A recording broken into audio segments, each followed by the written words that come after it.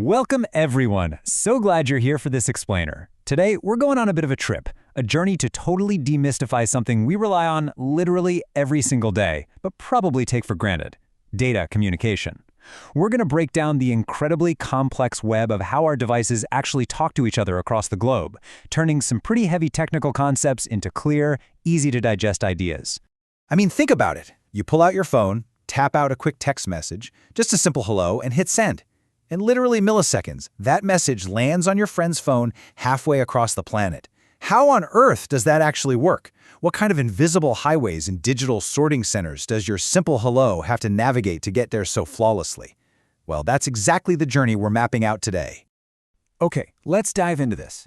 Here is our structured roadmap for the explainer. First, 1. The basics of data communication.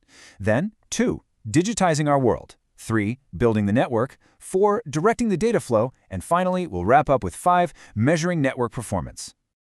Section 1. The basics of data communication. The core ingredients of the journey. Let's start right at the foundation. At its core, data communication is really just sharing digital information via messages. But to get a digital message from point A to point B, you need a very specific set of ingredients working in total harmony. There are exactly 5 essential components you've got to have for any of this to happen. You need the message itself, the actual information. You need a sender, like your laptop, to dispatch it, a receiver on the other end to catch it, a transmission medium, which is the physical path the data travels on, and finally, the big one, you need a protocol.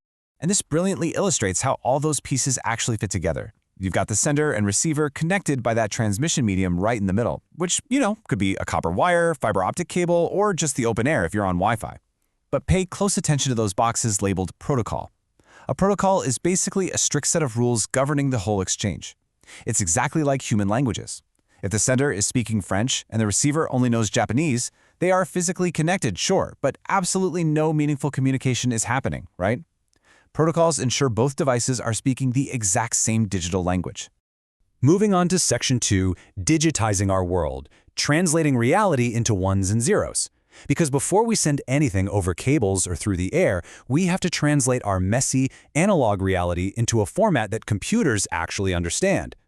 And in digital networks, absolutely everything gets converted into binary code, just ones and zeros. Text uses standardized codes like Unicode. Yeah, even your go-to emoji has its own specific bit pattern. Images, they're just broken down into a grid of tiny red, green, and blue pixels. And audio is super interesting. We take rapid snapshots of sound waves. To put that into perspective, for CD-quality music, we are capturing over 44,000 of those snapshots every single second. So whatever the file is, it's all just ones and zeros by the time it hits the wire. Which brings us to Section 3, building the network, the infrastructure of the journey. Now that our message is neatly packaged into binary, it needs a road to travel on.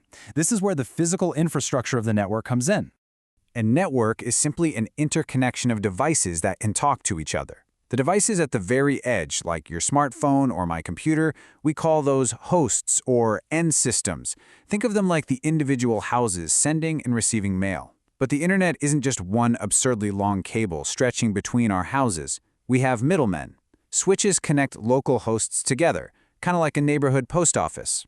Then you have routers. These are the heavy lifters connecting entire networks to other networks, functioning like massive regional sorting facilities. And by the way, any active piece of equipment in this whole setup, whether it's a host, switch, or router, is generally just called a node. Now, networks come in vastly different sizes. You can start incredibly small with a PAN, a personal area network, like your wireless headphones connected via Bluetooth. Zoom out a little, you've got a LAN, a local area network inside a single house or office. Zoom out further, and you hit campus networks, MANs spanning entire cities, and WANs crossing international borders. And if you zoom all the way out, you get the global internet. The internet isn't one big single entity. It is literally a network of networks. Massive global companies called Tier 1 ISPs form the core backbone, trading data at huge intersections called Internet Exchange Points, which eventually trickles all the way down to your living room. Now, what's really interesting is how we physically wire all these nodes together, which is called network topology. You have simple layouts like a star where everything plugs into a central hub, or a bus sharing one main line. But take a look at the full mesh topology here. In a full mesh, every single device has a dedicated, direct physical cable to every other device on the network. For n nodes, the formula for the cables you need is n times n-1 divided by 2. It offers incredible reliability. If one cable snaps, no big deal, there are plenty of other routes. But man, imagine scaling that to thousands of computers. The number of cables required would absolutely skyrocket. It's way too expensive and completely impractical for large networks. All right, Section 4, directing the data flow, navigating the traffic.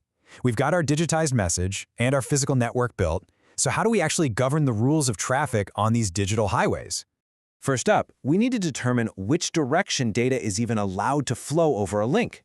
It breaks down into 3 categories. Simplex is a one-way street. Your keyboard sending keystrokes to your computer? Simplex. The keyboard never receives data back.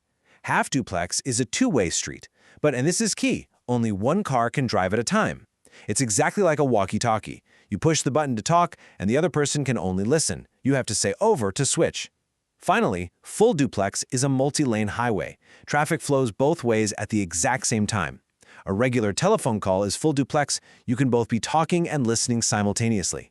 Next, we have to figure out who the data is actually meant for. Unicast is a private conversation, one sender transmitting data to one very specific destination, like a direct message. Broadcast is, well, it's like grabbing a megaphone at a crowded party. One sender blasts the message to absolutely every single device on that local network. It's great for broad system announcements. And then multicast is somewhere in the middle. It's like a radio station. The data is broadcast out, but only the specific devices that have intentionally tuned in or subscribed to that feed will actually process the message. But the absolute biggest traffic rule of all is how the network handles the overall journey. Back in the day, telecommunications used circuit switching. Picture old-school telephone operators physically plugging in wires to create one dedicated, guaranteed pipe just for your call. Modern networks, though, use packet switching. Here, your message is chopped up into tiny little chunks. It's literally like taking a 500-page book and mailing it as hundreds of separate postcards. These packets bounce from router to router in a process we call store and forward, dynamically sharing the roads and then magically reassembling at the finish line. It's wildly efficient. All right, final stretch. Section 5, measuring network performance. Evaluating the trip. With billions of these digital postcards flying around the world, things don't always go flawlessly. Let's look at how we measure success. Because the internet isn't magic, right? It is strictly bound by physics and hardware. Sometimes network buffers, which are basically the waiting rooms inside those routers, they just get completely full. And when that happens, new arriving packets literally have nowhere to go, so they are simply dropped. That's packet loss, and it's exactly why your video calls sometimes stutter or freeze. Plus, a packet faces 4 different types of delays. There's processing delay to read the address, queuing delay, just waiting in line, transmission delay to push it onto the wire, and propagation delay, the physical time it takes the signal to travel, even at near the speed of light. So the crucial point here is understanding overall throughput, which is the actual rate data is successfully transferred from sender to receiver. Throughput is completely dictated by something called the bottleneck link. Think of a plumbing system. You've got a massive water pipe connected to a tiny little plastic straw connected to another massive pipe. It really doesn't matter how huge those big pipes are, does it? The water can only flow as fast as that tiny straw allows. In networking, a bottleneck link is that straw. It is the single slowest link on the end-to-end path that fundamentally caps your overall download or upload speed. We've covered the incredible journey of a message today, from being digitized into bits, wrapped in strict protocols, and fired off as packets, hopping across a massive global web of routers. But I want to leave you with a bit of a provocative thought. If your private messages, your banking details, your passwords are all just naked ones and zeros bouncing through public internet exchanges, sitting in router queues and squeezing through bottleneck links, who else might be reading those postcards along the way? How do we actually keep this globe-spanning journey secure? Well, that's a massive question and honestly, the perfect topic for our next explainer. Thanks for hanging out, keep learning, and I'll catch you next time.